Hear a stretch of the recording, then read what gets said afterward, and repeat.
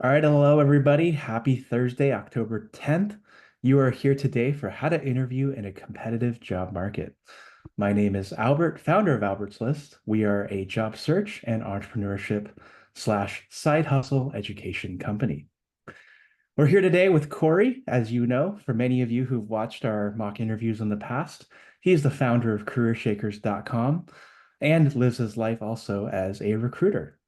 And he's here today to talk to us a little bit about what it means to interview in this very, very competitive market, which, as you know, is full of job seekers due to layoffs, especially for those of us who are in the tech industry. He's going to walk through what you need to know and some opportunities that we have available for you to work with us in the coming weeks as you navigate your job search. Cory, it's good to have you here and welcome back as usual. Thank you, everyone. We're actually going to be doing this is going to be our third interview boot camp session. So the first one we did over a year ago, and we received really positive feedback. People were able to land some jobs, and so we did another one at the beginning of this year. And now, due to feedback and positive responses, we're running another one before the end of the year, which I think is going to be good timing because a lot of companies usually get their headcount grants either kind of towards the end of the year or at the beginning of next year, and you definitely want to make sure you are ready to interview once all the jobs start opening up. And I've actually, well, my company itself has also started to kind of pick up hiring again. So I've also seen in certain industries and in some markets, the jobs are opening up. And for those of you who tuned in a little bit late, we are just doing some informal networking via the Zoom chat. So feel free to put in there where you're working, what your current job is, and what kind of jobs you are looking for. So before we dive into our quick rundown on how to interview in a competitive job market, I've got a pop quiz. Don't worry, it's very short, multiple choice. What do you think is the most important part of your job search? AKA, what is the most important part in getting a job these days? Right away off the bat, someone is like networking.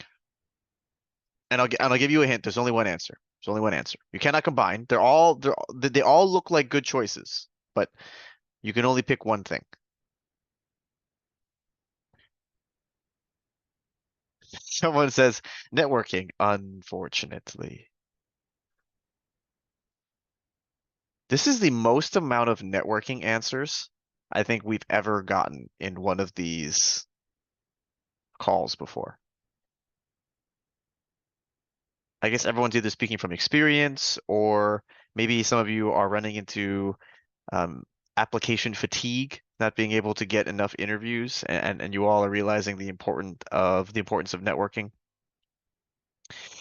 Yes. So actually, the person who commented at the very end, so the correct answer is C, your interviewing skills. Now, I figured the title of this webinar would have given it all away, but the most important part of your job search is the interviews themselves, and I'll tell you why. It's because everything else on the screen here, your resume, networking, references, all of this is to get your foot in the door, and you're still going to have to interview.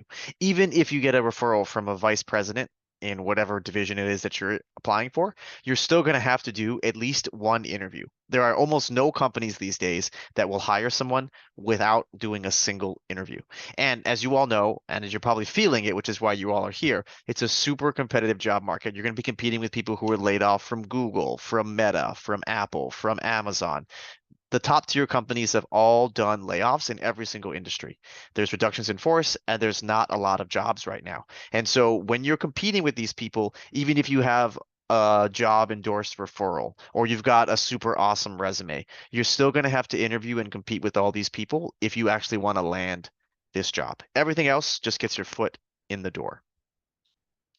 And so that's why Albert and I decided to put this curriculum together and help people get better at interviewing in a super competitive job market. And we've already gone through our introductions about ourselves, but if you do want to check out, I've got a website, careershakers.com. Albert's list was originally founded on Facebook, so you can go ahead and do a search in the Facebook groups for Albert's job listings and referrals. He's got groups based in the San Francisco Bay Area as well as SoCal. So you can find another community of folks of like-minded people just like yourselves.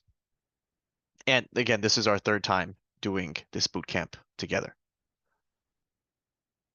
And if you were wondering, because we have done this a few times, are we any good at this? We have some testimonials. We have been able to see some success stories.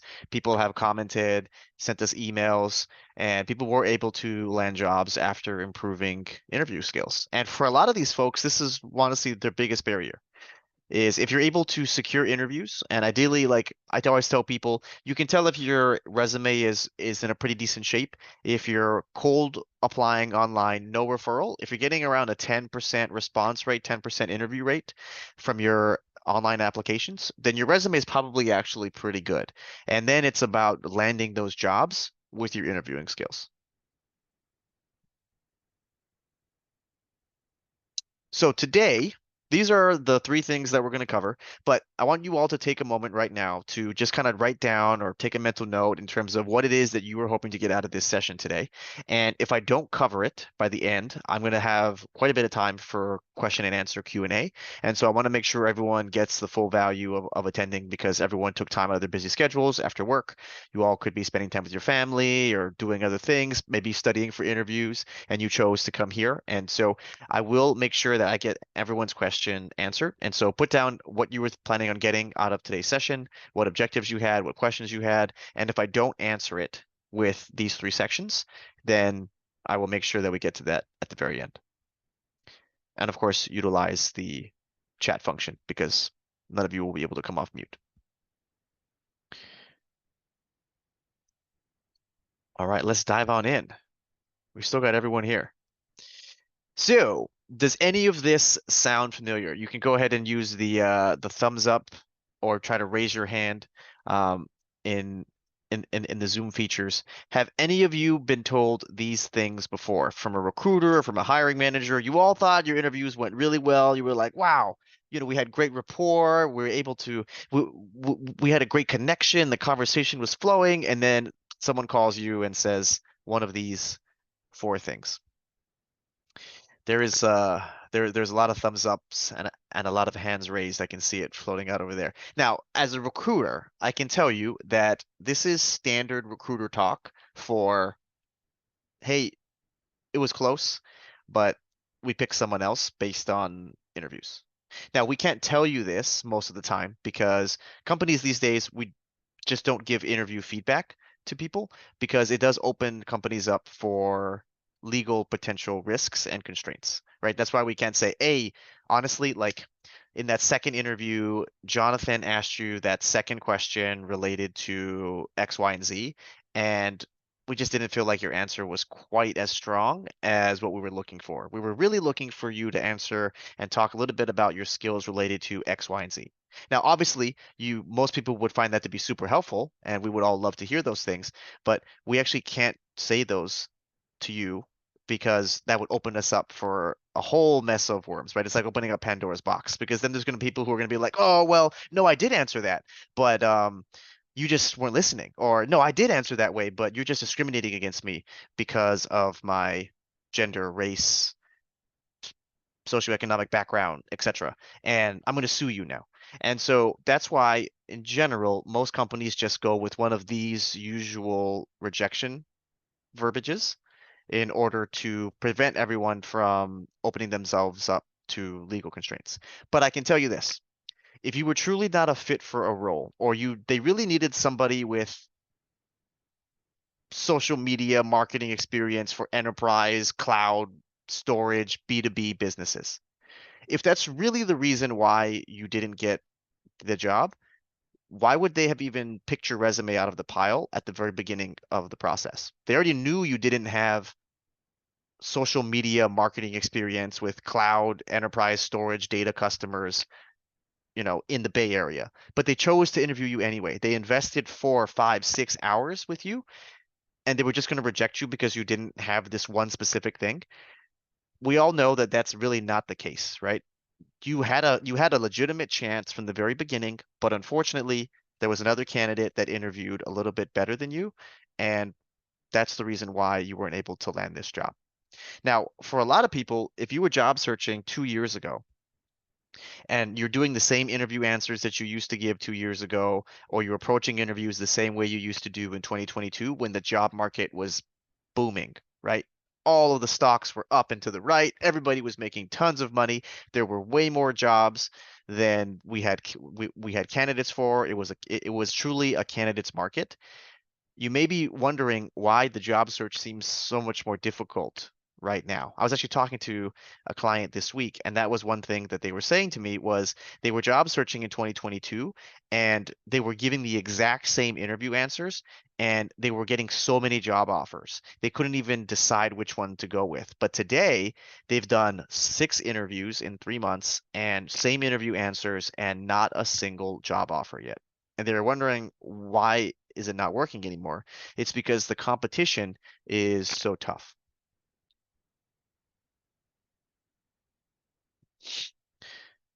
And then I saw someone's question in the chat. We will definitely answer that one. All right, so some of you may have heard these things before. And so now let's do a quick little exercise and let's try to help you figure out how good truly are your interviewing skills. So I've got four questions and slides that we're going to run through very quickly, and this should give you all a really good sense of kind of where your interviewing skills truly lie as of today. So let's start with an easy one. This is just true or false. Use the chat function.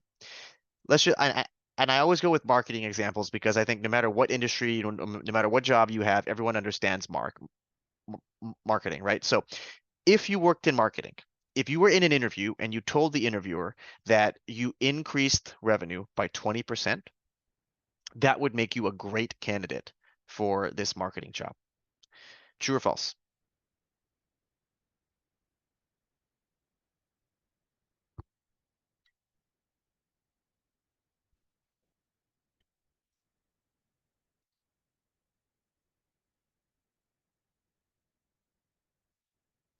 There's actually a lot more falses this time.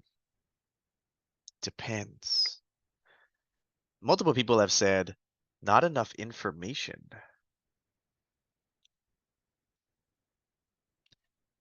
False. Well, you all are correct. It is false. It is false, but it may not be for the reason that you think. Now, what is the definition of marketing? Well, if you work in marketing, your entire job is to spend less money than you make for the company in additional revenue, right? That's the whole purpose of marketing, right? You take some money from your company, you spend it on marketing, and if you're ideally doing your job, you would make more money back than what you spent on your marketing, right? Everyone kind of gets how that's like the general idea of what marketing is, right? So if that's your job, that is literally your job, is to make the company more money than what they would have without marketing. That's your whole job. So for you to say that you increased revenue by 20%, you made the company more money by 20%, it's not enough to get you hired because that's literally your job. Your job is to make the company more money than what you spend in marketing. So this alone does not make you great at marketing. And a lot of you have said false in the chat. But I think a lot of you are giving your interview answers, relying a lot on your results to be the main reason as to why companies and hiring managers should hire you. Because all of you believe that your results are so amazing and so impactful that that's what makes you a great candidate. But there's tons of other candidates who have the same job titles as you, doing similar work as you, who will all have similar results as you when you talk about your projects and examples in your interviews. And so this alone is not enough to get you hired, especially in a competitive job market. All right, now for this one, I don't want you to answer this question, but what I want you to do though is I want you to write in the chat, what do you think is the purpose of this interview question? Why would someone ask you, tell me about yourself? What are they truly trying to understand about you as a candidate? Put it in the chat. What is the purpose of this interview question? What are they trying to understand from you?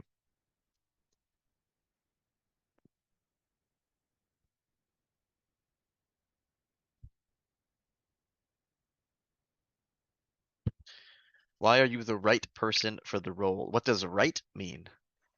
Talker or listener? Well, I'm not sure what that one means.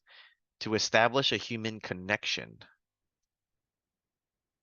A lot of people are using the word fit, right? To be if the right fit. Understand how well you communicate. Lots of people have said communication. Fit. Another person has said fit.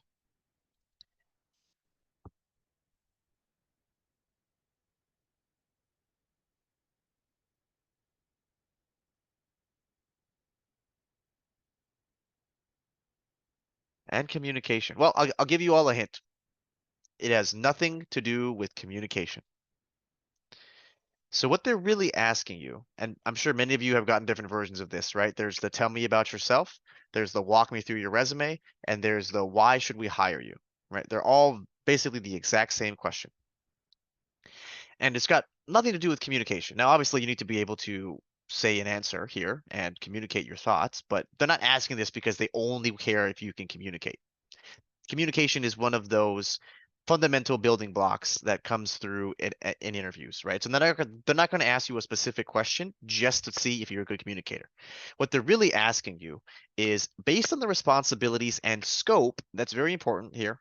Keyword is scope of the role. Why are you the best? Now you see it's best candidate. It's not fit, right? To be a fit, that just means you're checking boxes. Oh, you need someone with 5 years of experience? I've got 6 years of experience. Oh, you need someone who's done social media marketing? I've done social media marketing. Oh, you need someone who is working in a fast-paced environment? I work in a fast-paced environment, right? Just checking the boxes is not enough anymore to get hired in today's job market. You need to show them why you are the best candidate out of every single candidate that they're talking to today. Why are you the best candidate based on the specific responsibilities and scope that they have for the role? Now, what I mean by scope is, let's say they tell you that they're looking to hire a manager who needs to manage a really large team of 15 people and they're spread out across multiple different regions here in the United States. So they're looking for a manager who's already got that similar scope of work. So if you say, "Yes, I'm a manager and I manage a team of 5 and they're all in the same office as me." You do not have the same scope of what they are looking for when they are trying to hire their manager because their ideal candidate manages a team of at least 15 people across multiple different regions, not just in the same time zone as them. So you have to manage people remotely, right? And so that's the scope of this person that they're looking for. And so you need to get the information ahead of time and know how to make yourself stand out as the best candidate, not just being the right fit, right? You all are the right fit. That's why you were even interviewing, why they picked your resume and chose to interview you. You're already the right fit. So now you need to take it one level beyond that.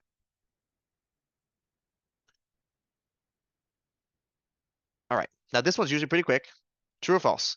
If you already interview people at your regular job today, you do not need to practice that much for interviewing because you already know what good looks like. True or false?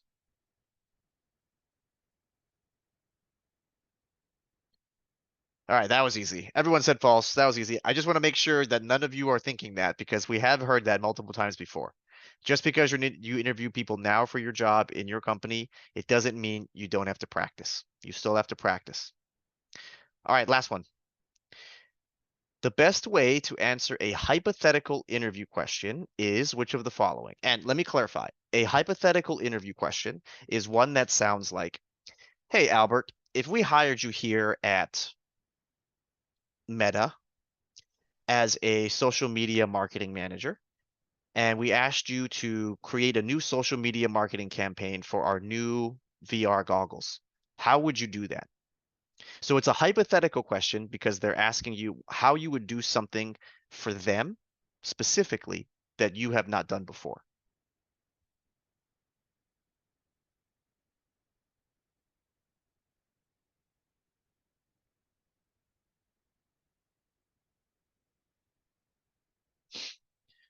It's a mixture of answers here. Everyone at the beginning was saying D, asking clarifying questions and establishing a framework, but now there's a lot of star method. Okay. Everyone's got different opinions on here. Okay, so let's walk it through step one or one by one. So for A, the STAR method, situation, task, action, result. I'm sure many of you have heard of it. There's probably been tons of YouTube videos on it. You've seen it on all of the different career coach blogs about how to pass interviews. The STAR method is used for behavioral interview questions, not hypothetical.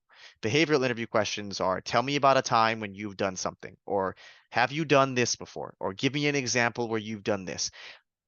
You use the STAR method to tell a story about something you specifically have done in the past. You cannot use it to answer hypothetical questions because they're asking you how you would do something, solve some imaginary problem that you've never solved before for them, right? And you've never worked for that company before because obviously if you did, you wouldn't be interviewing. So it doesn't work here, right? They're saying, hey, how would you solve this problem at my company? And you go, Psh, let me tell you about how I solved a similar problem for a different company before. They don't want to hear that because they want to know what you would do for them, not what you've done in the past. Because their products are different, their teams are different, their organization is different, their technologies are different, their tools are different, right? Their people are different. It's they don't want to know what you did in the past. Now, hopefully, none of you said B. You should never answer an interview question with another question, right? Being like, "Hey, how would you do this?" And you go, "Oh, great question. How would you do it? Let me interview you." Right. So everyone knows B is definitely not what you're supposed to do. Now, C. This one sounds good, right? In theory, if they were like, "Hey, how would you solve this imaginary problem?" And you go, well, I don't work there, and so I would ask around. I would ask other people how they've tried to solve it before, and then I would listen to them, and then I would do something different because you don't want to repeat the same mistakes. So that's how I would solve this problem. Any follow-up questions? So your answer is way too short. It doesn't show any of your skills. It doesn't show that you can handle different situations, different options as to solve different common problems that you've seen in your industry or in your job before. And so this doesn't actually help you stand out in an interview process, and this doesn't make you look like a good candidate. And that's why the correct answer is D. So first, you should ask some clarifying questions, right? You need to hone in on the parameters and give yourself some options of things to work through and talk with the interviewer about. So if they give you some imaginary problem, you should try to create a framework around it, either using like steps or breaking down the problem into little components or key concepts, and then explaining each of those concepts and how you would put everything together in order to solve this ambiguous larger problem. So that's why you're going to use D. Now, for those of you who are wondering, well, I've never heard of hypothetical question, you've probably been getting asked these, you just didn't know what they were called. Especially if you make it to second, third round interviews these days, all companies will use some form of hypothetical question. They use hypothetical questions the most now because number one, they get to see how you would actually solve the relevant problem that they have today. And two, this catches people who lied on their resume. Now, I'm not saying you've done this, but hypothetical questions are the easiest way to see if a candidate has over embellished their accomplishments on their resume, right? Because if we ask you, hey, on your resume, you said that you invented this new way to cure cancer. Like, tell me how you did that. Oh, yeah, sure. So the situation was this, the task was this, the action was this, and then the results I got was I cured cancer. Right. That could be a memorized story. That could be actually something that someone on your team did, and you're just taking credit for it, and you're just telling me the story about it, right? So that's the risk with behavioral questions. But instead, if I ask you, hey, my company is trying to solve or find a cure for stage 3 melanoma. You've solved it, you used to, according to your resume, you've also cured cancer before. So for stage 3 melanoma, walk me through how you would go about creating a cure for that. Well, I mean, I didn't actually do the research. Like the guy next to me did the research, and then like I built the PowerPoint, right? So that's when they can actually kind of see if you're truly good at your job and if you've kind of over embellished on your resume. Is this where system design concepts help in software? Yes, exactly. Yeah, very similar to system design. All right. So how did we all do? Anybody 4 out of 4? Anyone nail all four? This is super easy. Everyone's like, oh, God, this is so boring, Corey. I know all these things.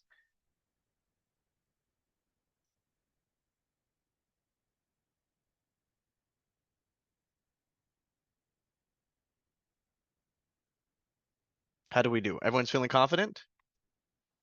Is this too easy?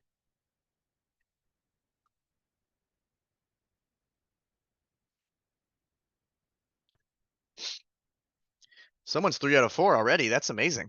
Okay.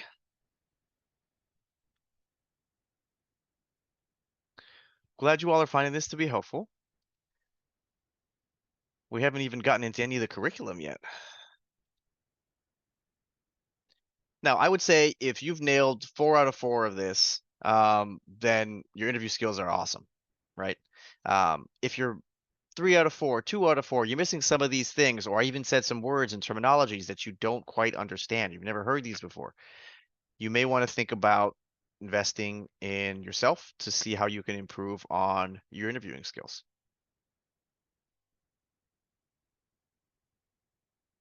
And I saw a question in here about switching careers, right? It was, does this work switching positions? Yeah, same concepts apply, but there's going to be an extra layer of complexity on top of that because you also have to know which stories are the best ones to highlight your transferable skills. And then you ideally want to use the same jargon or vocabulary terms that the other job typically uses so that you can draw those parallels for them a whole lot easier. So it's the same concepts apply for switching for when you're doing a career switch, but you also need to be able to know which stories are best to use, which ones show the right skills, and then how to modify your stories using their vocabulary.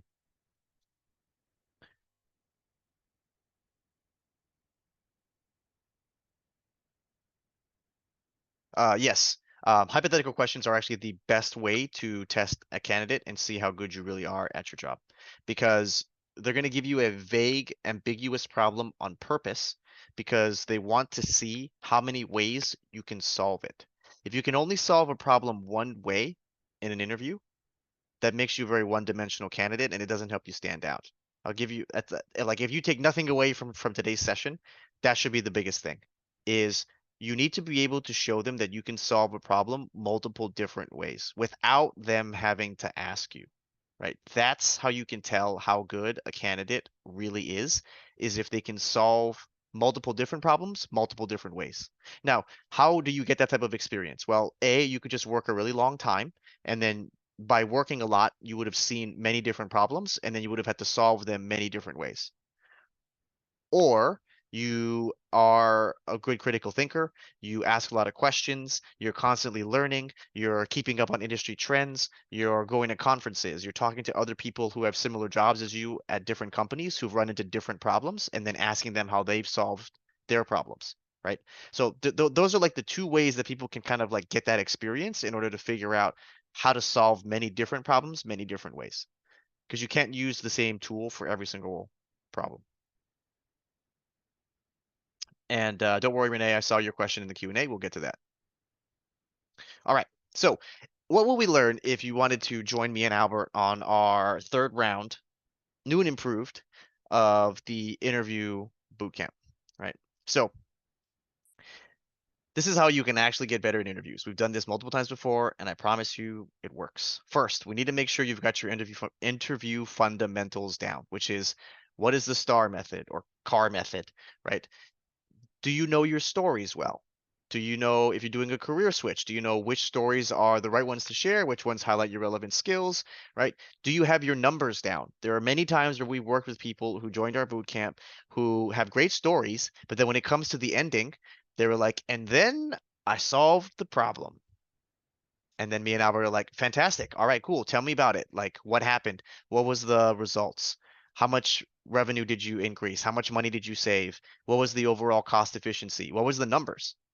Oh, well, I left that company like 2 years ago, and so I didn't keep any of the files, and so I don't remember. But it was good. It was good. Like I definitely helped them. I definitely helped. Yeah, yeah, for sure. I helped. like if you have a great story, but then there's no numbers to wrap it up at the end, it makes it fall flat. It's very lackluster. So we want to make sure that you also have have all your facts down first so that you can actually tell good stories.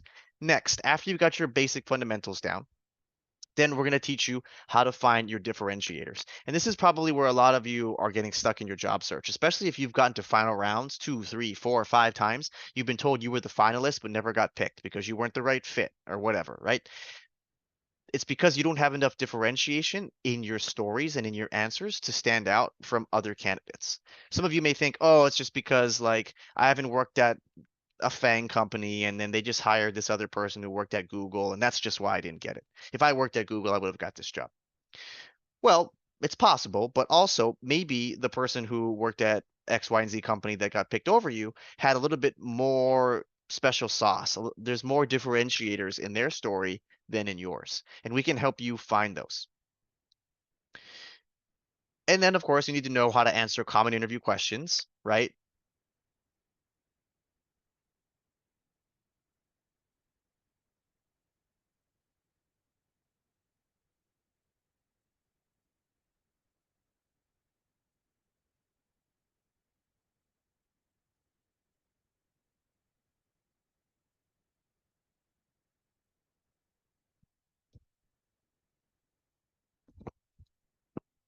Can you hear me now? Okay. I don't know why they just turned off there. That's weird. Okay. So obviously you need to know how to answer all the really common interview questions. If they ask you, walk me through your resume, what are your strengths and weaknesses? Why should we hire you? What would your manager say about you? Right? Tell me about a time you had a conflict with a coworker and how would you handle it? These are your basic simple interview questions. If they ask you this and you have to go, "Ooh, that's a great question.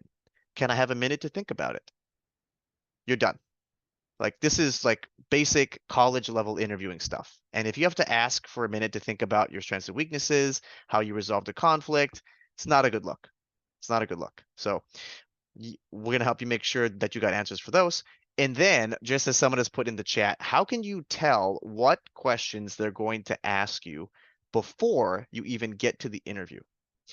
Albert and I can teach you how to analyze and break down your job descriptions, and then you'll be able to easily predict with accuracy what types of behavioral and hypothetical questions you will get. And for those of you who have watched me and Albert do the mock interviews each week, like people email us afterwards and are like, wow, I got the same interview questions in the real interview. So we do it every single week, and we can teach you how to do it as well.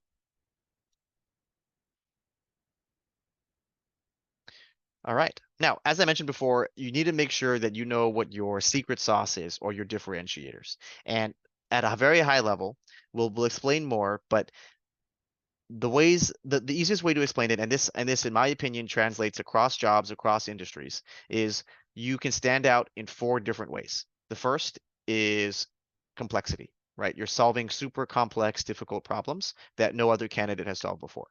The second is creativity, right? You have very creative, innovative ideas or solutions to solve whatever problem it is that you're faced at work. The third is scalability.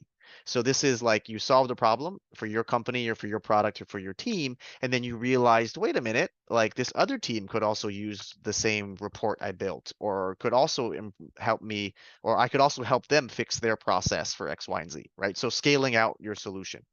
That's the third way to stand out. And then the fourth way to stand out, which in my opinion is the least impressive and hardest to do, is based on the result itself, right? Which is what we talked about very early on in this, which is, if you only rely on your result to stand out in your interviews, it's usually not enough to get picked because there's going to be tons of other candidates who are going to have the same results as you.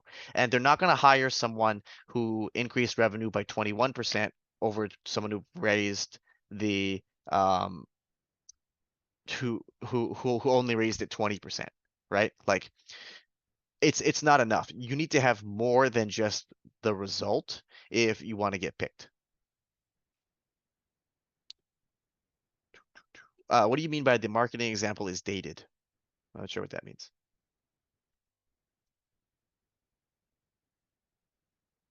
All right. So if you're interested, this is what Albert and I have put together, and we've enhanced over the 3 on, meaning you cannot rely on the results anymore, like you said. Yes, exactly. Okay, yeah. So this is what Albert and I have put together. So it's a 5-week boot camp course, and this is how we're breaking it down. So for first 2 weeks, we're gonna make sure that you nail your differentiators and your interview fundamentals. Those are the building blocks that we're gonna use to then make things a whole lot more complicated, but also get you into the more advanced interviewing techniques in weeks 3 and 4. And in I believe it's week 4, I'll also teach you how to analyze your job descriptions to figure out and predict what interview questions you can get, which I saw someone put in the Q&A section and in the webinar chat. And then in the final week, assuming you'll be getting multiple job offers after crushing your interviews, we'll also teach you how to negotiate your salary like a boss.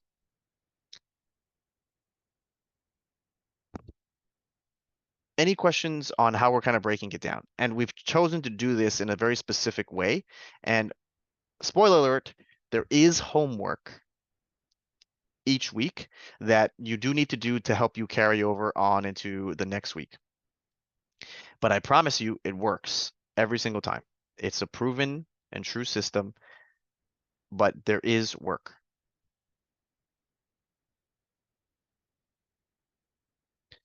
If within 5 weeks you don't get any interviews, then we'll probably have to take a look at your resume and see if there is something going on there. But there is an early bird special if you were to sign up because you were awesome enough to attend this webinar today.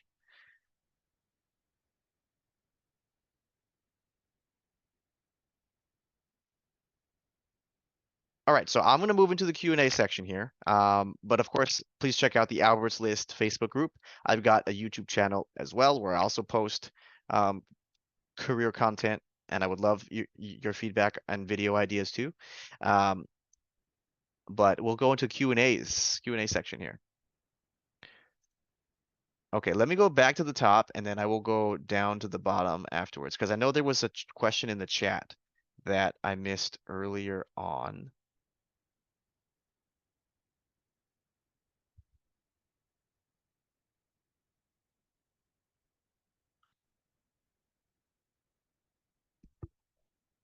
Okay, someone asked, how do you answer behavioral questions that you have no idea how to answer? And this is actually one of the benefits of working through some of the things with us is you need to make sure that you have mastery over your stories. Because if it's a behavioral question, then by definition, you have to tell a story about something you have done in the past.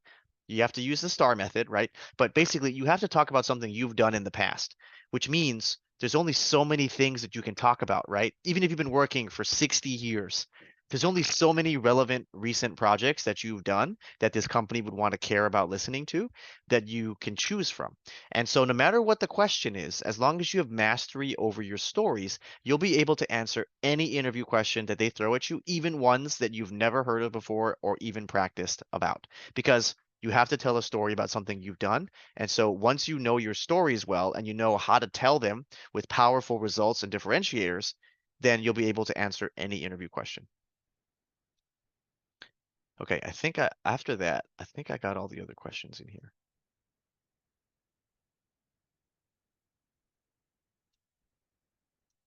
Oh, I can see where I lost audio. Oh, okay, hold on. There's one more up here.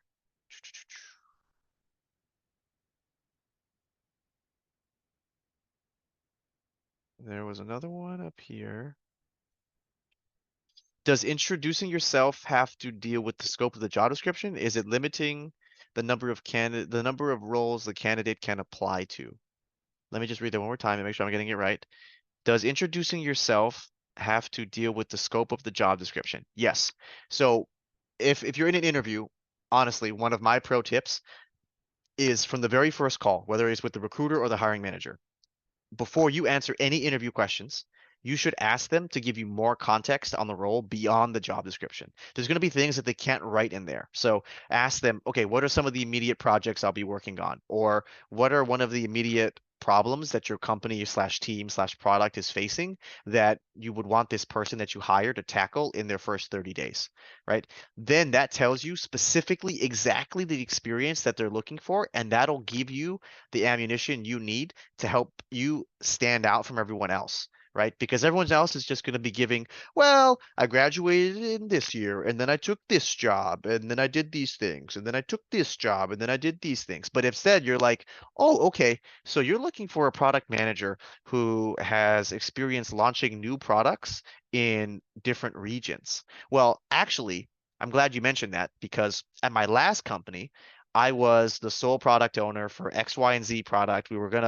We were very successful in the US with our first generation, AI-based, web-based tool. And then we were thinking about creating another version that would be better for, I don't know, translating books into podcasts. But we also wanted to launch it in the US and in China. And so I was the lead PM for the, dictation app launch in China. And then this is how, I did it. So the more customized you can make yourself for the specific scope of their role, that's how you're going to be able to stand out.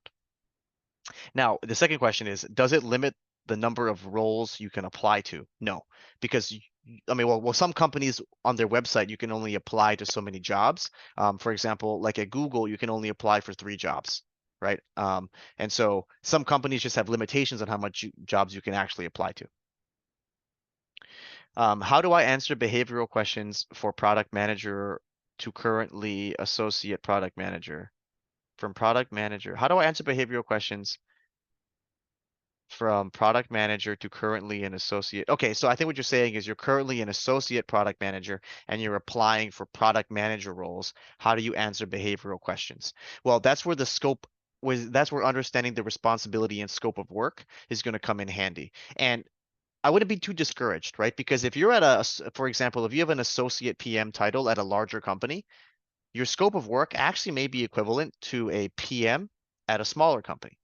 And honestly, that's if you were applying online, that's probably the type of company that's calling you back, right? Like if you currently were an associate PM at Fang and then you applied to another Fang, for a product manager role, they're most likely not calling you back because big companies don't really promote people when they hire them into new positions. So if you are getting interviews from other companies, they already believe that you are the equivalent for a PM for them. And so if you were to answer behavioral questions, talk about your job, make sure you can bring in as much product specific information, make sure you're able to highlight the how you're able to do more than just deliver on time and under budget, right? You don't want to sound like a project manager, you want to sound like a product manager. Okay, I think I'm all caught up now, so let me get to the bottom. How can you tell how you did from an interview? Is there a way to know and not wonder? Honestly, it's really hard because companies are training interviewers to not give any feedback immediately, but there are some signs, and if you see a bunch of them together, that may be not so good. It's easier to tell if you didn't do good than it is to tell if you did great, right? It's so some of the key things to see if you didn't do well is if they had to ask you a lot of follow-up questions. That's probably a sign that wasn't going that great. If your interview ended early, it's probably a sign that it didn't go that great. Um, if you didn't have any questions to ask them, that's probably not a good sign as well. So if you see like combinations of these, then that would kind of tell you it didn't go great. What do you say when people ask about your salary expectations? So it's going to depend on where you live, but I think it's like 20 of the 50 states right now. Recruiters and hiring managers are not allowed to ask you for your current compensation, which is why they ask you for salary expectations instead. And so what I would do is I would ask the recruiter to share the range with you, and they are legally required to share the base salary range with you. And then you can tell them if that's within your expectations or if it is not. But keep in mind, some companies purposely have lower base salaries because they make up for it with stocks, either in RSUs or with options or with their bonus plan. So don't over rely on a base salary and choose not to interview for that job because you may want to ask how the total compensation package works. Is there extra support after the 5-week program? Actually, I would love Albert to answer this question. Yeah, so I'm happy to answer that. So Cory mentioned some parts of the boot camp, but the parts that we didn't quite mention are so there's five going to be 5 weekly sessions about job interviewing. And then in addition to that, what you get is you also get office hours that go on every single week as well at a time that your cohort chooses. And then in addition to that, you also get a LinkedIn chat that'll go on forever that you can ask questions, ask for advice, and everything in between. And then for those we did one of these boot camps in the spring where I'm actually still running office hours every other week at this point because the cohort that worked with us wanted to stay together. And so we still have a couple of folks who come in and answer questions and just catch up or vent. So if you're wondering whether you are supported, we definitely go above and beyond and give you a lot more value than what you pay for. And sometimes Cory shows up to office hours too, but it's mostly me. But we So, always answer everyone's questions.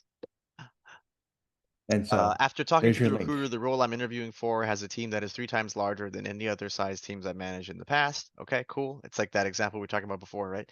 How would I best handle that situation without getting eliminated out of hand? So I think number one, you should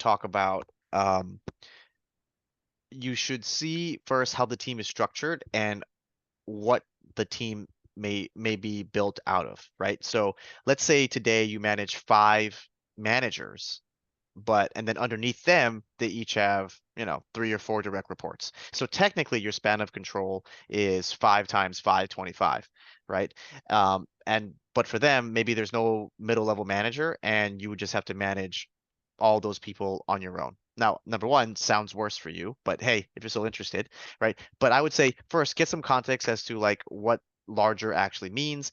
Is it all the same role? Maybe there's a lot of really junior folks, so the scope of work actually really isn't that different. So I would first get some context there, and then of course, if you know that this is a gap, you either need to be able to proactively address these in your interviews and or talk about how you would hypothetically manage a larger team. But I mean, if you put these things on your resume, like how large your team size is now, and they still interviewed you, then it's clearly not a deal breaker for them. Is it better to have them introduce the role first before you introduce yourself? Ideally, yes. What are some good questions you can ask your interviewers? So I did make a video on this recently, actually, but I think if you want to go the advanced route, so if you feel confident, there's an advanced answer to this. And so I think good questions, either number one, show that you've done research about the company and that you are genuinely interested in working there. And then the second type of really good question is if you know that there's a particular skill set that you have that they have not covered in your interviews, but you want them to know about it, you can bring it up through questions. So let's just say, for example, you know you're really strong at data analysis and reporting, but maybe in 2 of your interviews so far, no one's ever asked you about data analysis skills or asked you how you would pull some type of report or asked you how you would use data to make an influence decision. So you could then ask, hey, I'm just curious, what kind of marketing and reporting tools does your company use? And they may say, oh, we use, X, Y, and Z tool, and we also have Qualtrics, and we've also got, we use Data Studio, Power BI, and then you go, oh, very interesting. Oh, so I was just asking because on my team, I'm the designated, data person, and each quarter I pull our quarterly reports and I split up data for our marketing teams by region. I'm very familiar with how to do X, Y, and Z reporting things on, Tableau or blah, blah, blah, blah, blah, right? So you can use your questions to kind of also highlight some strengths of yours. How do you handle, we'll leave time at the end for your questions, but then the time is for maybe one question. No, then I would say if you still have other questions that you actually genuinely need to get answered because it's important for you to make a decision about the role, you can always ask them, hey, looks like we're almost out of time. Um, can I send a follow-up email with my other questions, or can we jump on another call? What are some good questions to ask recruiters that contact you about the role other than the usual? I don't know if your video also covers about this.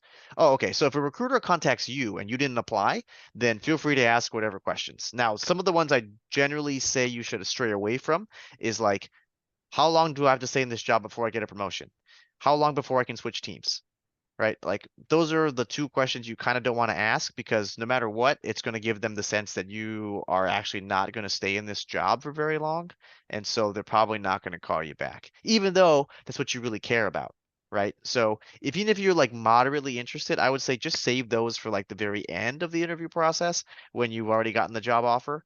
If you ask those questions too early, then you may, accidentally eliminate yourself. Let me just check Q&A here. What advice would you give to introverts who are being asked hypothetical questions or has to think on their feet? Oh yeah, we get this question all the time. So I think for introverts, number one, good news is you don't have to be as energetic and bubbly as Albert and I in order to get job offers anymore these days. I think that's the common misconception is like, oh, I'm an introvert and my energy is low and that's why I never get picked. Honestly, people care a lot more about what you say than how you say it. There is one exception though. And that question is, why do you want to work here? That is the one question where you cannot have low energy. That's the only one where you need to fake it till you make it. But outside of that, be yourself, right?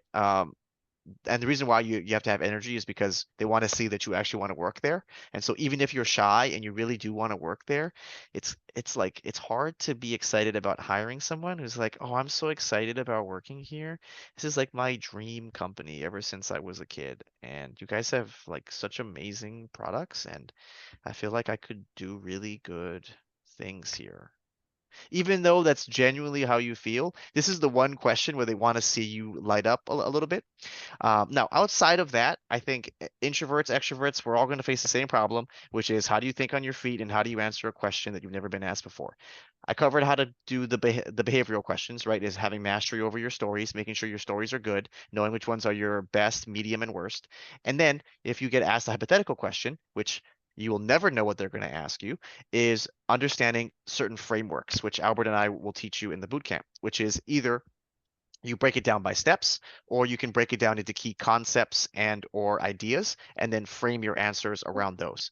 But for hypotheticals, the main thing, which is what we talked about before, is you need to make sure that you're able to present multiple different ways to solve a problem, or ideally multiple different problems, because that's going to show them that you have the experience that they need to handle anything.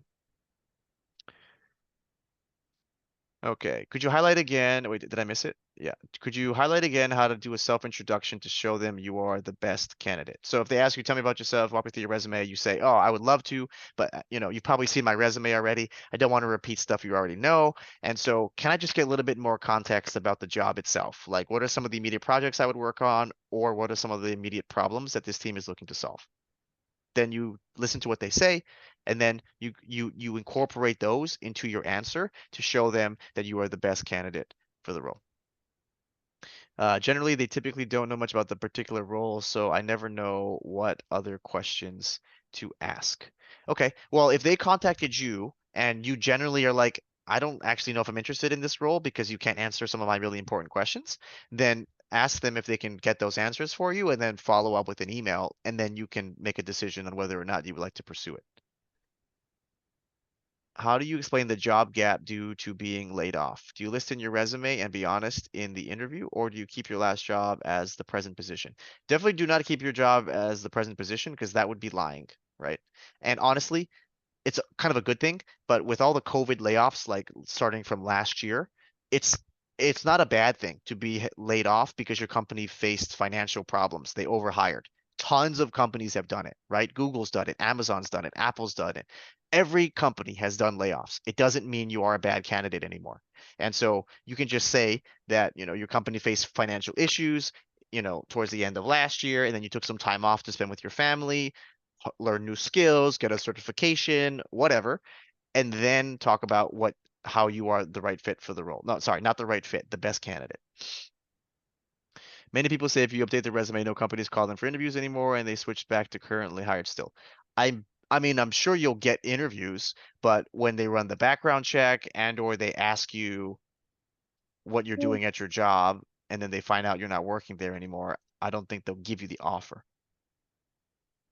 If you move jobs because you were getting better compensation, is it okay to say that you match? No. I mean, ideally, I wouldn't really say that. You would just say that you switched companies because there was a better opportunity that allowed you to learn X, Y, and Z or to work on X, Y, and Z, right? I would assume that's also partially the reason, not just for like a 5% increase or something like that. So focus more on what they would care about, which is like what are the skills you gained and what's the impact that you had. How to answer challenges faced in previous job if you think you don't have much content or maybe don't recollect. Let me think about, hold on. Let me try to understand the question. How to answer challenges faced in previous job if you think you don't have much context or maybe don't recollect. Okay, so I think you're asking me if someone asked you about challenges you had in your last job, but you don't remember what you did, then you should take the time to work on those stories and remember what you did. I mean, I guess I don't really have another way to answer that question. Uh, just dig up your old files, look through what you've done. Uh, yeah, make sure that you know. I mean, if you put it on your resume and you wrote the resume yourself, then it is fair game to ask for them to ask you about it, right? So, I mean, if you put it on the resume, you must know or remember what you did.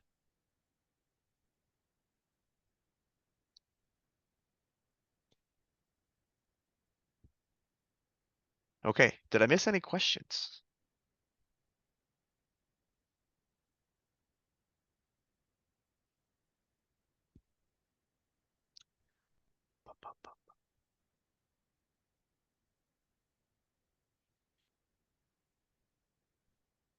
All right.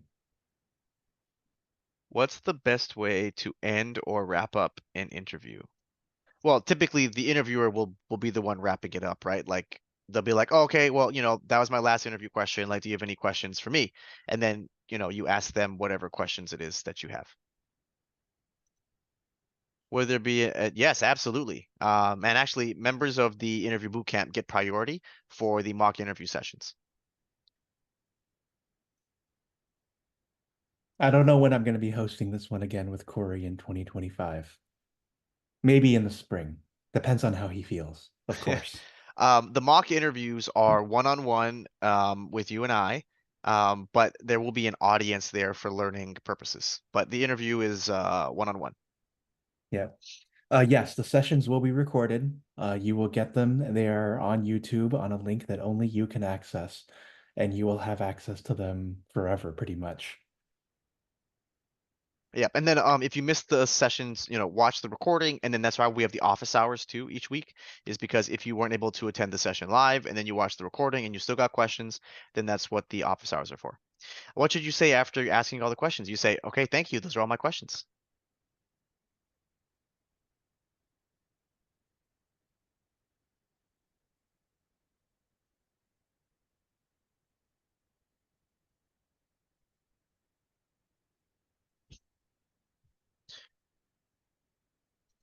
Audience for the mock interviews or audience for the boot camp?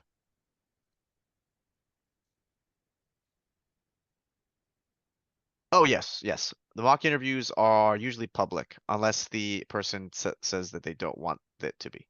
Yeah, it's interviewee's discretion. Yeah. Yeah. Either we post it live onto our Facebook group or we just keep it on Zoom and anyone who wants to join can join it. Um, when you say how to get access, are you looking to be mock interviewed as a part of the boot camp, or are you looking to be mock interviewed in general? We will do a free mock interview for you for the month of November if you join as a boot camp. Oh, well, you just have to sign up on our Eventbrite page the same way you got here. So I'm going to be posting two of them, one for the 22nd and one for the 29th. And so if you want to check out the mock interviews beforehand, there will be a chance for you to do that to show you how Cory works in action. Oh, and I guess yeah, if you want to see what they look like, if you've never seen one of our mock interviews, go to the Albert's List YouTube channel. Yeah. And I'll go ahead and link to that right now.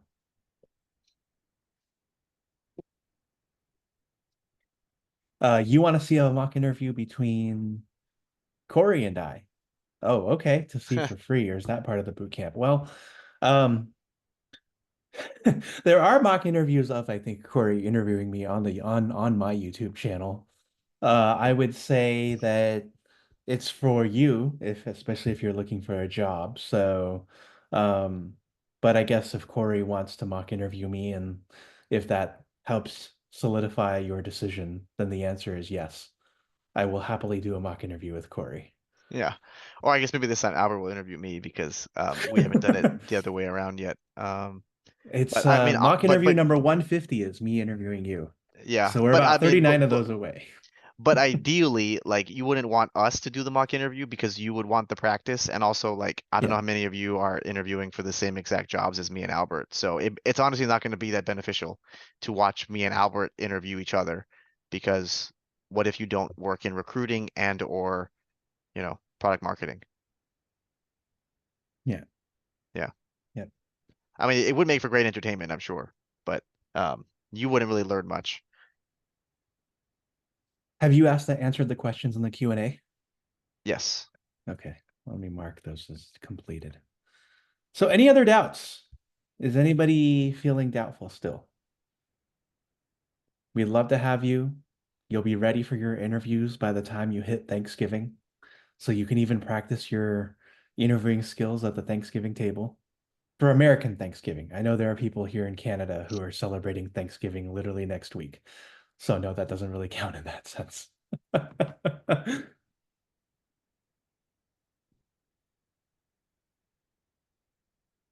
Actually, yeah, Canadian Thanksgiving is Monday. So yeah. Um, for those of you in the United States, you'll be ready. Any other questions? What are we all thinking about here?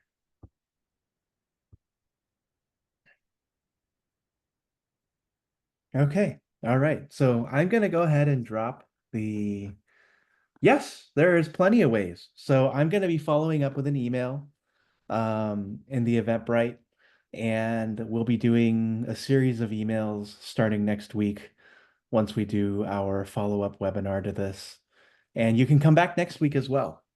If you are still not sold, if you're still doubtful, we are hosting this webinar again next Thursday, and Cory will be here with us to answer those questions. Oh, and just Um, FYI, like it is the exact same content this week yes. and next week. So just don't sign up twice because you're gonna have to listen to me say the exact same things again. But if you want to join it, towards the end for the Q&A, feel free to. Yeah. All right. Will mock interviews be for everyone who joins the boot camp? The answer is yes. How helpful will the mock interview for it be for a networking QA engineer? So we'd focus on your behavioral interview. If you're looking for a technical mock interview, I do have a technical mock interviewee who can also do this.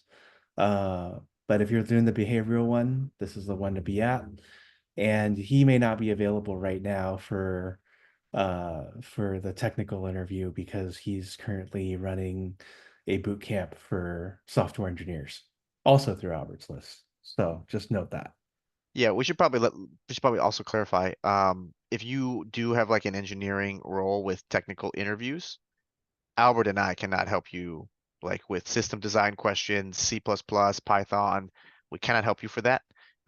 We can help basically every other type of job except engineering.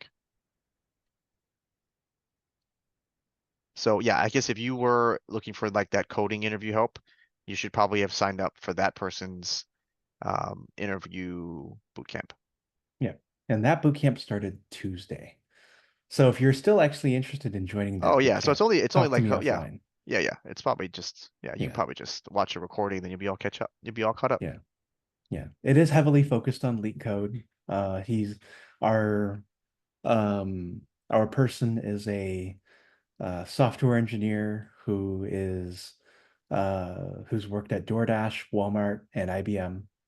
It's pretty senior, and I don't know any software engineering, but based on what I've been able to watch, he's pretty tough.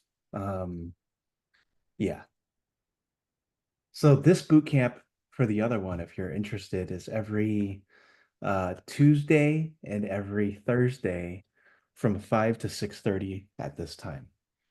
And and there is office hours and a LinkedIn chat involved in that as well. Um, And then our boot camp is going to be which days? our boot camp is going to be every Thursday from 5 to 6:30. Thursday, 5 to So 6:30. so if you're in, yeah, I guess if you want to sign up for both, you can.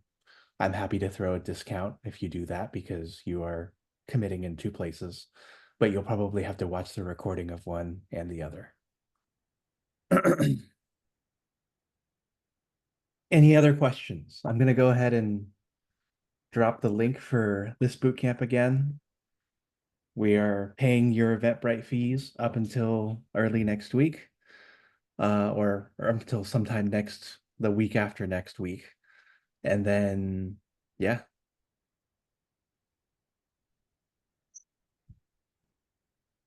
Awesome. Thank you everyone for tuning in. We appreciate it.